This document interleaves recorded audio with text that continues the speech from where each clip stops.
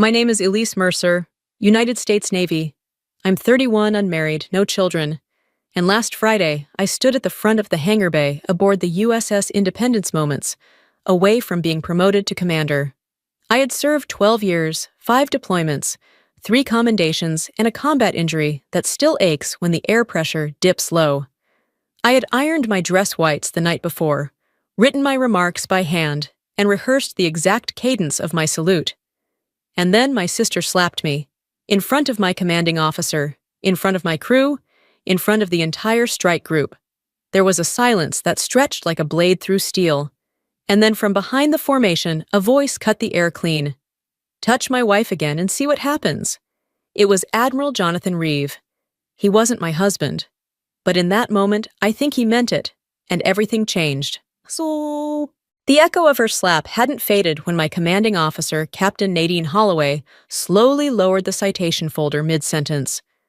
Petty Officer Langston blinked twice. No one moved. Not a single shoe scraped the deck. Even the rotors on the flight line seemed to hesitate in the distance, like the entire base had inhaled and forgotten how to exhale. I didn't reach for my face. I didn't speak. I kept my posture locked, eyes forward, muscles rigid beneath the weight of ceremony and shame. My cheek stung, yes, but what burned worse was the silence from everyone who had just watched me be humiliated in full dress uniform. And her. Sabrina stood there in a white sheath dress, heels clicking against the metal floor like punctuation.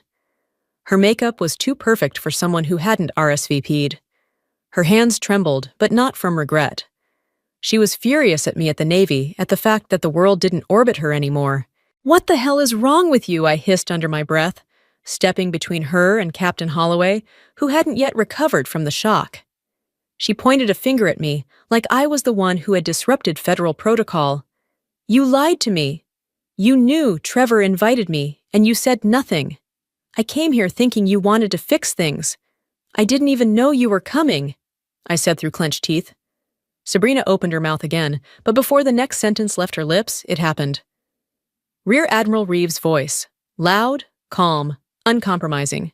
"Touch my wife again and see what happens." The weight of those words knocked the air out of the hangar. Dozens of heads turned, eyes widened. Someone dropped a clipboard behind the formation. And I just stood there trying to process what the hell he had just said.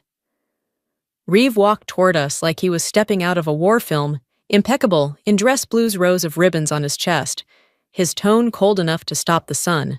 "That's Commander Mercer to you," he said to my sister without blinking. "And if you lay another hand on her, I'll personally escort you off this installation." Sabrina stared at him like she'd been slapped herself.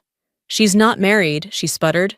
"That's none of your concern, but she is my officer, and you're done here." Captain Holloway finally nodded to the executive officer, and just like that, the ceremony dissolved.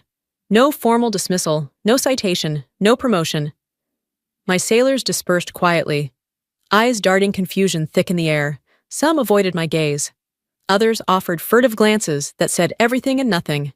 I didn't look back as I followed Reeve toward the administrative wing. My hands didn't shake.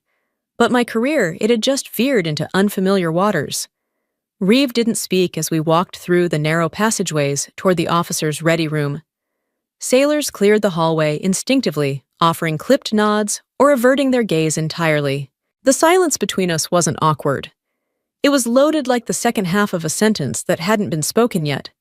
Inside the ready room was cool and orderly.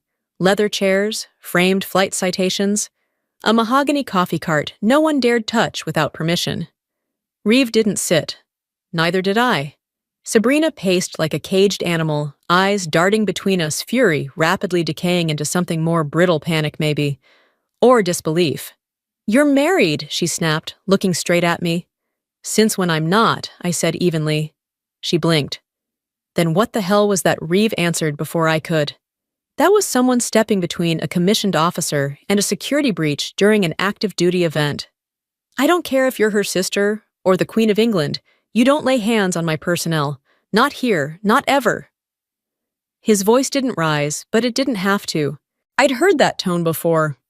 Once, during a post-sortie debrief, when a helicopter crew missed a rendezvous window by 12 minutes.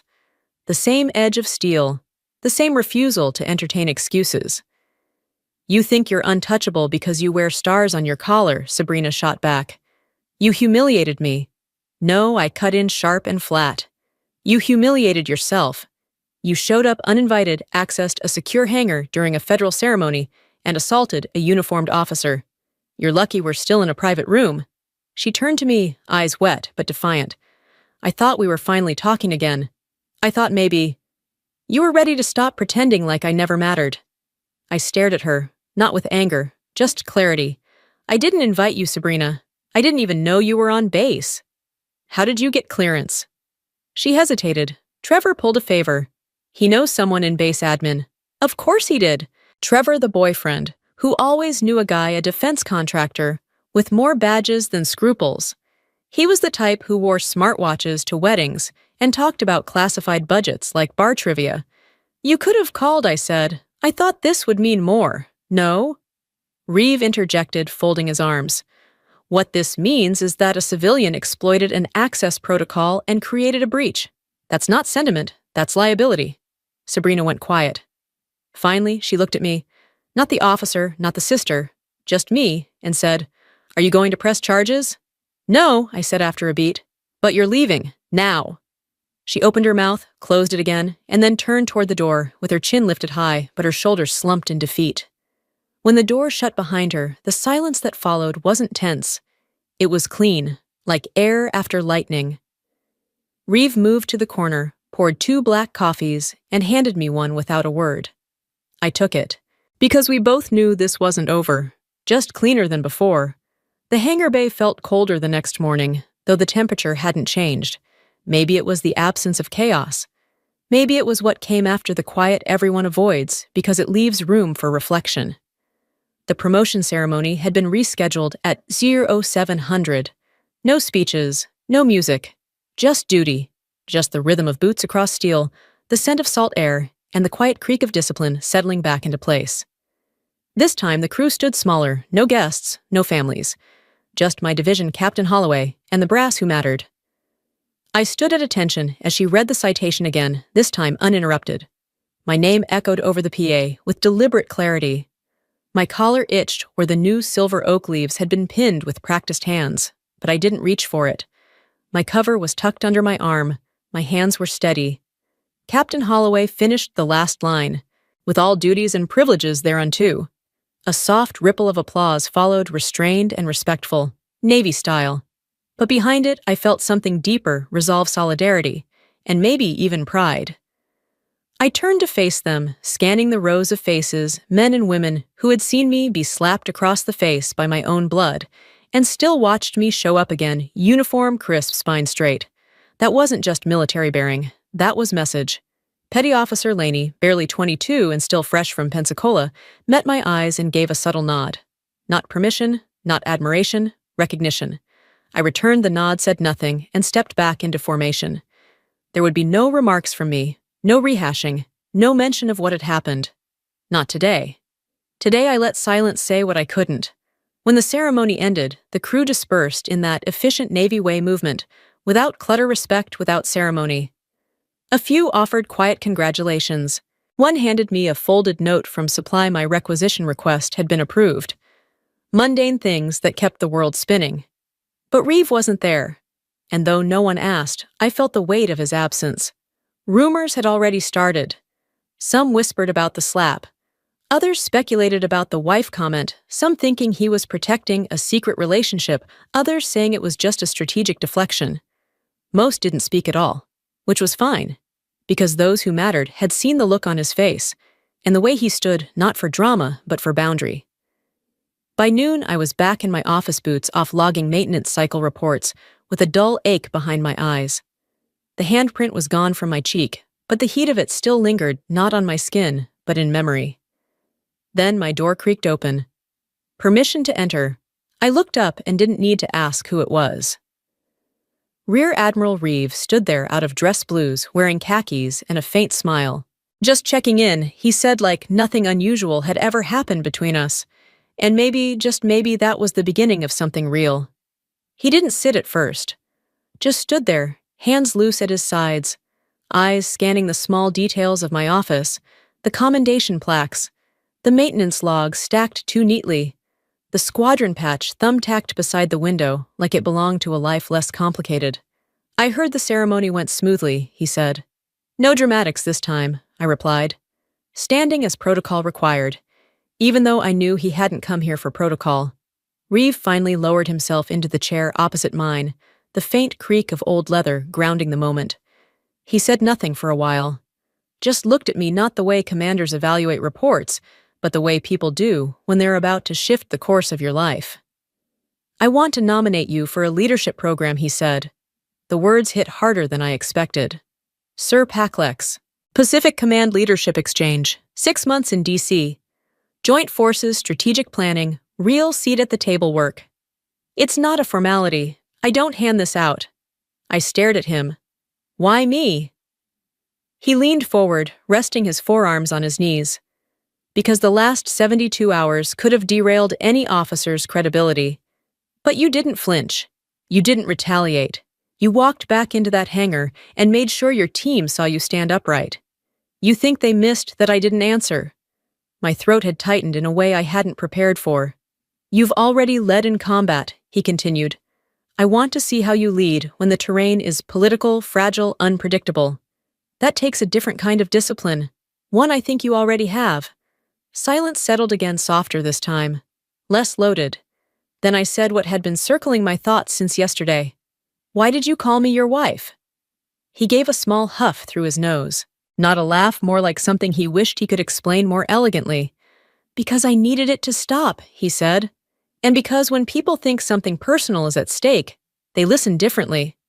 That was the fastest way to shift the room, so I was a prop. He looked me in the eye. No. You were a person I chose to protect. There's a difference. My fingers tightened around the edge of the desk. I believed him. Not because I needed to, but because there was no calculation behind his words. Just clarity. Doesn't mean it was the right call, he added. But I don't regret it. That was the thing about Reeve. He never dodged consequences. He walked straight into them and asked if you wanted a second cup of coffee while sorting them out. He stood to leave, then paused near the door. You'll hear from the selection board within a week, he said. But I've already put your name forward. I wrote it myself. I watched him walk out, still unsure if I deserved that kind of belief. But deep down, something shifted. Because for the first time since that slap, I wasn't holding my breath anymore. 2 days later, I opened the mailbox outside my off-base apartment to find a thin ivory envelope with my mother's handwriting across the front. No return address, no salutation, just Elise in blue ink, like she wasn't sure if I'd open it. Inside was a folded letter written in tight cursive. I didn't read it right away. I left it on the kitchen counter unopened for hours, like it might explode if I moved too fast. That afternoon, a text pinged on my phone. Sabrina, I'm at North Island for a security debrief. One-time base visit. I asked to see you before I fly out. I stared at the message thumb hovering over the reply button. Logic told me to delete it. Let her go, let it fade. But logic had never been our strongest language. Me fine, 10 minutes. The seawall path, no drama. When I arrived, she was already standing near the low concrete barrier overlooking the Pacific. Hair pulled back, no makeup, jeans and flats. She looked smaller, not physically, just quieter, like the volume had been turned down on her entire life. We didn't hug. We didn't even greet each other. We just walked. About 50 yards in, she spoke. I'm not going to apologize again for the slap. I already did, and you don't need me to. I said nothing. But I will say this, she continued. You surprised me. You didn't just take it. You let it be seen. You let the consequences land. That's new. I stopped walking and looked at her. Maybe it should have happened years ago. Sabrina didn't flinch. Maybe. I spent most of my life absorbing your chaos, I said. Mom called it peacekeeping. But really it was silence. She exhaled slowly, not in protest, but in recognition. I waited. She finally reached into her bag and pulled out a small black box. Here, she said, something you might need in D.C. Inside were a pair of silver anchor cufflinks, polished elegant, etched with the Navy's motto. I blinked. You bought these? I picked them. Trevor paid. That made me laugh against my better judgment. She smiled barely. I may not get everything right, she said, but I know this much. You were always the strong one. I just didn't want to admit it. The wind picked up. The ocean stretched quietly behind us, vast and undemanding. Dad would have been proud of you, she added, even if he didn't know how to say it. That landed differently, not as a comfort, not even as closure. Just truth. I know, I said softly. We didn't hug when we said goodbye, just a nod. A truce. The kind that says, I see you. For real this time. Back home, I finally opened the letter from Mom. It was short, awkward, but honest. I haven't always supported you the way I should have it read, but I want to try again, not out of guilt, out of respect. And for the first time in years, I let that possibility in. Not forgiveness, but forward. The morning of the PACLEX interview arrived with the kind of sharp early silence that reminded me of pre-dawn flight ops quiet, but humming with pressure. I dressed in a soft gray blouse and tailored navy slacks. Civilian attire they'd requested, but nothing casual. I ran a palm down the fabric of my sleeves to smooth invisible creases. My fingers hesitated over the silver cufflinks Sabrina had given me. Then, without thinking too hard, I put them on. The command video suite was dim-lit only by the glow of the monitor and the small amber light over the camera. A junior petty officer helped me test the mic, gave a thumbs up, and left the room. At precisely 1100, the screen blinked to life. 3 faces appeared: an Army colonel, an Air Force Chief Master Sergeant, and a civilian rep from the Department of Defense. Their expressions were trained blank but alert. Commander Mercer, the colonel began. Thank you for being here today. Thank you for the opportunity, sir, I replied, voice steady. We'll begin with a few questions. Candid responses preferred. This isn't about perfection. It's about clarity under pressure. I nodded once. Clarity I could do.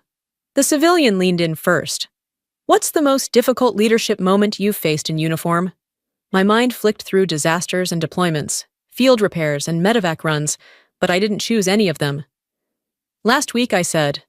During my promotion ceremony, I was physically struck by a civilian in front of my crew. The civilian was my sister. The pause on the line was brief but tangible. And what did you do? The chief asked. I stood still, I answered. I didn't retaliate. I didn't break formation. And the next morning, I returned in uniform, accepted my promotion, and addressed my crew by example, not by explanation. The colonel sat back slightly, nodding. Why? Because leadership, I said, isn't about control. It's about visibility. My sailors didn't need a perfect officer. They needed to see that poise can survive impact. The silence that followed wasn't uncomfortable. It was acknowledgement. They moved on questions about joint command integration ethics in cyber conflict cross-branch logistics. I didn't flinch, not because I had the answers rehearsed, but because I had lived every one of them. Finally, the civilian asked, Why do you want this program? I inhaled. Because I'm no longer trying to survive the next tour or outrun my own silence, I said. I want to grow. I want to lead across branches, across systems, and bring the same resilience I've built into environments that don't wait for permission. I want to be the kind of officer who doesn't just hold a title, but changes the expectations behind it. They thanked me. The screen went black. I didn't exhale until a full 10 seconds later. Then I sat alone as that quiet room, cufflinks catching light under the screen's glow, and thought, if I had told this story a year ago, I would have apologized for the slap. Today, I led with it. 3 days after the interview, I was summoned to Captain Holloway's office. No explanation. Just bring your cover. I knew what it meant, but I walked in like I didn't, like the last 2 weeks hadn't turned my life sideways in front of the entire Pacific Fleet. She didn't waste time. You've been selected for PACLEX, she said, closing her planner with quiet finality. Orders will be cut by the end of the week. Temporary duty assignment, Pentagon, 6 months. I kept my posture straight, but something inside me exhaled for the first time in days. I spoke with Admiral Reeves, she added. He said one thing that stuck with me. He said she didn't flinch. That's why they picked you. And frankly, that's why I would have. Thank you, ma'am, I said softly. Make us proud, she replied. Back at my desk, a navy blue box sat waiting. No note, no label, just wait. Inside was a Strike Group Challenge coin, thick gold-plated. The back was engraved with 4 words, steady in the storm. I turned it over in my palm. It wasn't just a message. It was a reminder, a promise, a reckoning. I thought about everything that had led here, the slap, the silence, the look in Reeves' eyes when he stepped between me and chaos, like it was nothing, like it was instinct. He hadn't saved me. He'd given me space to stay upright. That night, I walked the catwalk above the hangar one last time. Petty Officer Laney saw me from below and gave a mock salute. DC's not ready for you, Commander. Maybe not. But I was. As I zipped the last of my duffels, my phone buzzed. Reeves' selection confirmed. Orders in process. Proud doesn't begin to cover it. I stared at the screen for a moment, then typed back, "Thank you for seeing me before I saw myself, because that's what changed. Not the ceremony, not the promotion, not even the coin. It was the moment I stood still in front of everyone, face burning, spine straight, and refused to disappear. And from that moment on, I knew no one gets to define me by how I'm knocked down, only by how I stand back up."